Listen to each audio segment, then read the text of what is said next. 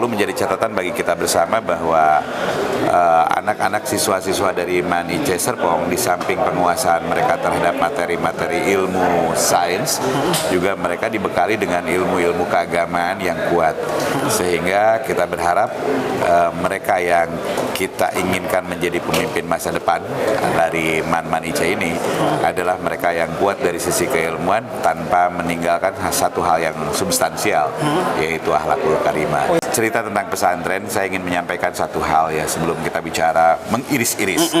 Jadi pesantren itu pada dasarnya adalah sebuah tempat kawah candra dibuka buat anak bangsa agar mereka menjadi bermakna pada setelah mereka keluar dari pesantren. Kalau kita lihat alumni-alumni dari pesantren, semua strata kepemimpinan di bangsa ini pernah diisi oleh alumni-alumni pesantren. Katakanlah yang tertinggi dari bangsa ini adalah presiden. Presiden kita pernah alumni pesantren, Kiai Haji Abdurrahman Wahid. Iya, betul. Masuk ke wakil presiden hari ini, Kiai Ma'ruf Amin itu adalah alumni pesantren. Di menteri.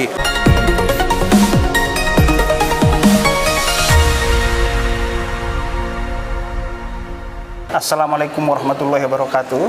Jumpa lagi bersama saya Irman Tale Daulay di channel Tale Trias Info dalam program Bincang-Bincang Tipis-Tipis. Pada tayangan kali ini kita akan mengangkat soal pendidikan dengan topik MAN IC dan pesantren menuju kemajuan yang luar biasa. Untuk itu narasumber yang kita hadirkan pada kali ini adalah Dirjen Pendidikan Islam Bapak Muhammad Ali Ramdhani. Assalamualaikum Pak Ali Ramdhani. Waalaikumsalam warahmatullahi wabarakatuh. Sehat selalu Bang. Ya, waalaikumsalam. Terima kasih sudah bersedia hadir di Bincang Tipis-Tipis nih. Di sela-sela waktunya yang begitu padat. Luar biasa. Ini gedung Dewan. Ini apa MAN IC Serpong. Itu baru saja secara berturut-turut 2 tahun ini menempati posisi 1 dalam hal UTBK gitu kan Pak. Intervensi apa yang dilakukan Dirjen Pendis dalam hal itu sehingga bisa meraih prestasi tersebut? Jadi sebetulnya MAN IC Serpong khususnya itu bukan sekedar tahun ini dia mencapai prestasi yang luar biasa. Tahun-tahun sebelumnya juga selalu memperoleh ranking yang baik, dan alumni-alumni dari MAN IC Serpong ini juga mereka yang masuk ke perguruan-perguruan tinggi yang ternama di Republik ini. Bahkan ada beberapa alumninya yang kemudian memperoleh beasiswa di luar negeri. Jadi kalau pertanyaannya apa yang dilakukan oleh MAN IC Serpong, itu pada dasarnya adalah memberikan ruang optimalisasi bagi proses pembelajaran dengan melakukan sebuah proses boarding school, sehingga mereka belajar sepanjang hari, tentu tanpa meninggalkan istirahatnya mereka, dan mereka dibimbing secara penuh oleh guru-guru yang penuh dengan dedikasi, sehingga hasilnya ya alhamdulillah kalau gurunya berdedikasi, sarana prasarananya relatif lengkap, disertai dengan keinginan besar dari siswa, maka hasilnya akan luar biasa. Dan perlu menjadi catatan bagi kita bersama bahwa anak-anak siswa-siswa dari MAN IC Serpong di samping penguasaan mereka terhadap materi-materi ilmu sains, juga mereka dibekali dengan ilmu-ilmu keagamaan yang kuat, sehingga kita berharap mereka yang kita inginkan menjadi pemimpin masa depan dari MAN IC ini adalah mereka yang kuat dari sisi keilmuan tanpa meninggalkan satu hal yang substansial, yaitu akhlakul karimah. Oh, jadi cerdas dan berakhlakul karimah. Ya, bukan hanya cerdas. Ya kayak abang lah, cerdas dan berakhlakul karimah. Pak Dirjen, meraih itu lebih mudah daripada mempertahankan katanya. Iya kan? Tentu ada intervensi yang dilakukan oleh Pak Dirjen dan kawan-kawan untuk MAN IC ini. Ya, kalau intervensinya lebih pada ruang-ruang bagaimana menciptakan optimalisasi proses pembelajaran. Kita menghadirkan guru-guru yang profesional, cakap di bidangnya, dan mereka mengajar dengan hati. Sebab kita yakin bahwa tidak ada sebuah proses transformasi keilmuan yang akan lancar apabila tidak ada pertautan jiwa dan hati dari seorang guru terhadap siswanya dan hal yang sebaliknya. Karena kekerabatan di antara siswa dan guru itu menjadi bagian inti yang selalu menjadi penciri khas dari setiap MAN IC. Di samping kita juga selalu meningkatkan kapasitas dari guru-guru kita agar mereka memiliki kemampuan yang baik, tinggi ya.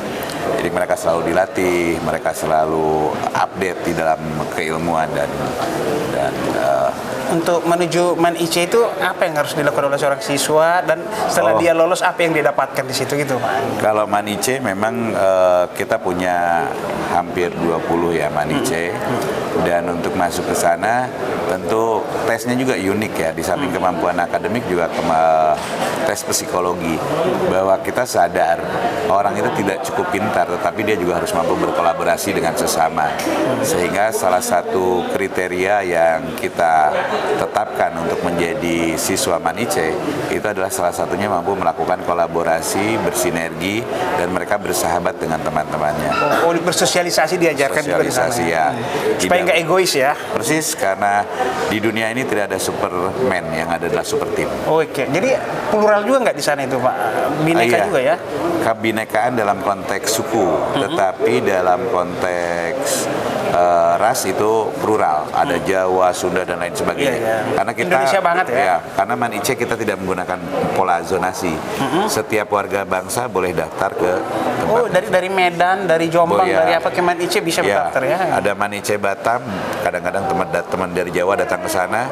Tidak selalu teman-teman atau siswa-siswa dari Jawa itu daftarnya di Man IC Serpong, tapi bisa pilihannya banyak. Ini saya sedikit agak mengiris tipis-tipis dulu nih Bang, karena ini program bincang tipis-tipis akan mengiris tipis-tipis Pak, Pendis. Pendis pula ya kan.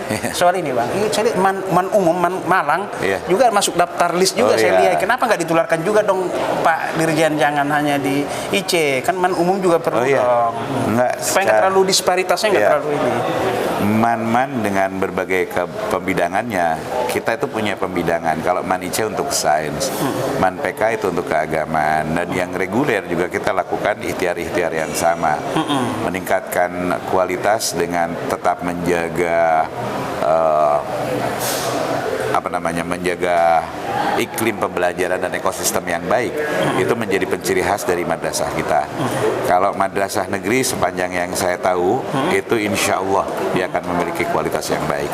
Problemnya adalah sekarang itu di madrasah swasta, disparitasnya begitu jauh. Ada yang sangat baik, sangat baik. Betul. Ada yang biasa-biasa saja karena madrasah tidak ada yang buruk. Nah, bagaimana mengetuk tularkan kualitas ini? Itu kita biasanya membangun sebuah forum-forum agar kita bisa bersinergi sesama madrasah, dan saya selalu menyampaikan ke madrasah bahwa di antara madrasah itu tidak boleh bersaing. Tidak ada persaingan di antara madrasah. Sebab musuh kita bukan madrasah dengan madrasah, tapi madrasah dengan kebodohan. Jadi kita harus bergandengan tangan, saling merangkul untuk menyapa masa depan yang lebih baik dengan menghadirkan madrasah yang baik. Monitor dari Ditjen Pendis agar kan ini kan negara gitu. Kadang yang negeri ya. Negeri ya. Kadang tenaganya itu karena negeri, kadang biar lebih semangat, motivasi. Kan ada dulu sedikit kritik ke negeri ini. Paham kan maksud saya? Pak Dirjen, supaya lebih tetap semangat gitu loh. Tenaga pengajarnya, krunya, apa isinya.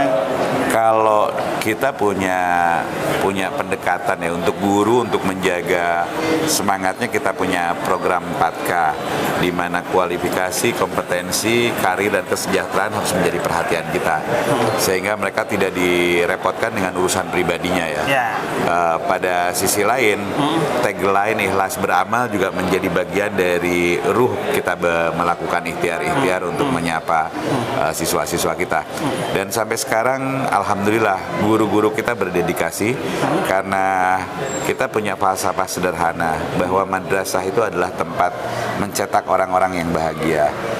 Mereka ketika alumni madrasah tidak boleh mereka berada pada pojok-pojok kemajuan atau pada sudut-sudut perkembangan zaman, tetapi mereka berada pada posisi mainstream. Mereka bahagia, mereka mampu bekerja dengan baik, mereka mampu bekerja dengan sesuai dengan bidangnya. Maka untuk menciptakan orang-orang yang bahagia, itu prosesnya harus membahagiakan.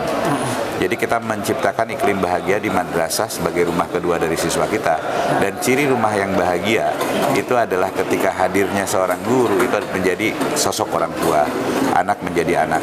Kekerabatan antara siswa dan guru itu menjadi hal yang substantif di dalam menciptakan kebahagiaan. Dapat quote saya tadi, rumah kedua ya, keren rumah kedua.